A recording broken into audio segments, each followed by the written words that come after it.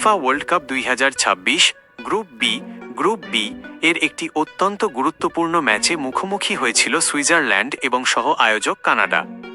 আজ 24 June 2026 ভ্যাঙ্কুভারের BC place স্টেডিয়ামে অনুষ্ঠিত এই রোমাঞ্চকর ম্যাচে কানাডাকে 2-1 ব্যবধানে হারিয়ে গ্রুপ চ্যাম্পিয়ন হিসেবে নকআউট পর্ব নিশ্চিত করেছে সুইজারল্যান্ড। ম্যাচটির মূল বিবরণ নিচে তুলে ধরা হলো। ম্যাচের ফলাফল ও গোলদাতা। ফলাফল: সুইজারল্যান্ড 2-1 কানাডা। সুইজারল্যান্ডের পক্ষে গোল রুবেন ভার্গাস 46 মিনিটে দ্বিতীয় হাফের শুরুতেই জোহান মানজাম্বির অ্যাসিস্ট থেকে। জোহান মানজাম্বি 71 মিনিটে ব্রিল অ্যাম্বোলোর পাস থেকে ব্যবধান দ্বিগুণ করেন।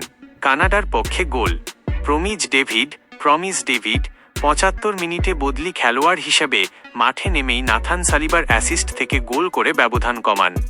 ম্যাচের সারসংক্ষেপ: প্রথমার্ধ ফার্স্ট হাফ।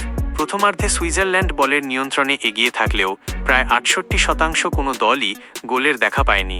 দুই দলের গোলরক্ষকই বেশ কিছু ভালো সেভ করেন। দ্বিতীয়ার্ধ সেকেন্ড হাফ। দ্বিতীয় হাফ শুরু হওয়ার মাত্র 40 সেকেন্ডের মাথায় রুবেন ভার্গাসের গোলে এগিয়ে যায় সুইসরা।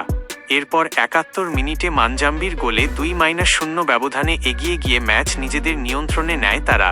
75 মিনিটে কানাডার প্রমিজ ডেভিড একটি গোল শোধ করলে ম্যাচটিতে টানটান উত্তেজনা তৈরি হয়। শেষ মুহূর্তে কানাডা সমতায় ফেরার দারুণ সুযোগ পেলেও সুইস গোলরক্ষক গ্রেগর কোবেল তা রুখে দেন।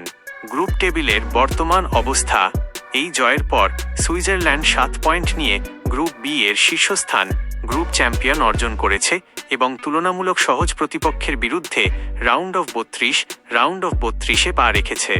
অন্যদিকে সহ আয়োজক কানাডা ম্যাচটি হারলেও 4 পয়েন্ট নিয়ে গ্রুপের দ্বিতীয় দল হিসেবে নকআউট পর্বে খেলার যোগ্যতা অর্জন করেছে।